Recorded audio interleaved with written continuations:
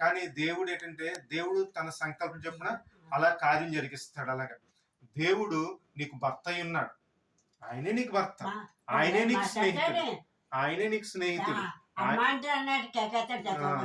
చూడు దేవుడు సమూయేలుతో ఎటు రీతిగా మాట్లాడాడో అటు రీతిగా మాట్లాడి నడిపిస్తాడు. దేవుడు మనకి కాపరి. నువ్వు ఎప్పుడు బాధపడవలసిన లేదా చింతపడవలసిన పని లేదు. నా కాపరి నాకు తోడుగా ఉన్నాడు. ఇంకోటి నా పిల్లలు నేను చూచేదనన్ను. దేవుడు ఏంటంటే నీ పిల్లలు ఆడపిల్లలు కూడా నువ్వు చూసావు. అటు రీతిగా దేవుడు చూసావు. దేవుడు నీకు అటు ధన్యతను ఇచ్చాడు. ఇదంతా ఎలా జరిగిందంటే దేవుడు మన పట్ల తోడుగుండి ఇవన్నీ జరిగించాడు. మరి ఈ యొక్క ముసలితనం దేవుని వాక్యం, ముసలితనం వారు ఇంకొను చిగుర్చుదని దేవుని వాక్యం సెలవిస్తుంది.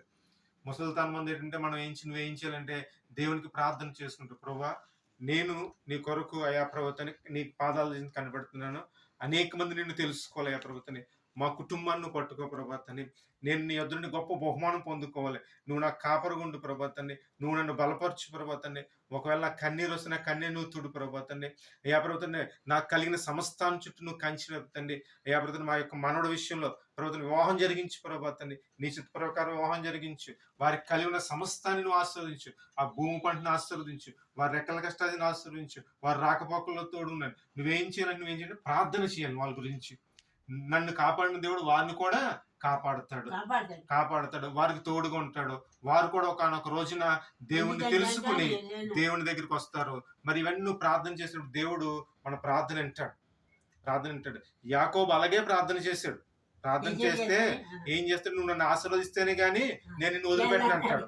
అలా నువ్వు ఏం చేయాలంటే నువ్వు మా యొక్క కుటుంబాల్ని, మా మనవల్ని నువ్వు ఆశీర్వదించు ప్రభాతాన్ని, వారు నిన్ను తెలుసుకోవాలి. ఎప్పుడైతే నీ సన్నిధికి రావాలి నువ్వు ప్రార్థన చేస్తే దేవుడు నీ ప్రార్థన ఆలకించి, అన్నా ప్రార్థన ఎటు రీతిగా ఆలకించాడో అలాగే నీ ప్రార్థన కూడా ఆలకించి దేవుడు గొప్ప కార్యాన్ని చేస్తాడు. దేవుడు నీకు తోడుగా ఉంటాడు, దేవుడు నిన్ను బలపరుస్తాడు. నువ్వు ప్రార్థనలో బలంగా ముందుకు సాగితే నువ్వు ప్రార్థన పట్టుదలగా చేస్తే దేవుడు తప్పకుండా కార్యమును జరిగిస్తాడు. ఎందుచేతంటే ఆయన మనకి కాపరుగా ఉన్నాడు. ఆయన మనకి ఏమీ లోటు ఏమీ లేదు. మనకి నేను చూసినప్పుడు నీకు చక్కగా అన్ని సమృద్ధి ఉంది. దేవుడు అన్ని ఇచ్చాడు, సంతోషం ఇచ్చాడు, ఆనందం ఇచ్చాడు, సమృద్ధి ఇచ్చాడు, అన్ని ఇచ్చాడు. ఇటు రీతిగా కాపరి తోడుగుండి నడిపిస్తున్నాడు. దేవుడు నిన్ను బలపరుచును గాక. దేవుడు ఈ మాటలు మనం వినికిట్లో దీవించును గాక. ప్రార్థన చేసుకుందాం. మహిమ గల తండ్రి, మహోన్నతుడా, నీకు స్తోత్రాలు చెల్లిస్తున్నాం. మా పెద్ద నీ చేతుల్లో పెడుతున్నాం ప్రభుత్వాన్ని. మరి నీ పట్ల ఎంత ఆసక్తి కలిగి ఉంది ప్రభావ, ఆశ గల ప్రాణం తృప్తి పరచమంటున్నావు. ఆ బిడ్డకి నువ్వు కాపరుగా నడిపించమంటున్నావు. ఆ బిడ్డకి నువ్వు భర్త అయిండే ప్రభుత్వం నువ్వు తోడుగుని నడుచున్నావు ప్రభుత్వాన్ని. ఆ బిడ్డ నడుము గురించి ప్రార్థన చేస్తున్నప్పుడు యేసు నామములో ప్రభుత్వాన్ని నరములని బలమున ప్రభుత్వాన్ని ప్రవహించేసి, రక్తమును ప్రవహించేసి ఆ యొక్క నడుముని ముట్టి స్వస్థపరచమని అడుగుతున్నావు. ఆ బిడ్డకు నువ్వు తోడుగుని ప్రభుత్వాన్ని, వారి యొక్క కుటుంబాలను ప్రభుత్వాన్ని, కుమార్తె కుటుంబాన్ని ఆశీర్వదించమని అడుగుతున్నా. నీలో ఇంక నువ్వు ప్రార్థన బలం ముందుకు సాగుతున్న ప్రభుత్వాన్ని బలముగా అయ్యా ప్రభుత్వాన్ని నీ వద్ద గొప్ప బహుమానం పొందుకునే రీతి ఆ కుటుంబం ఆ బిడ్డను నిలవబెట్టమని యేసు నామమున ప్రార్థన అడిగి వేడుకొనుచున్నాము తండ్రి. ఆమేన్.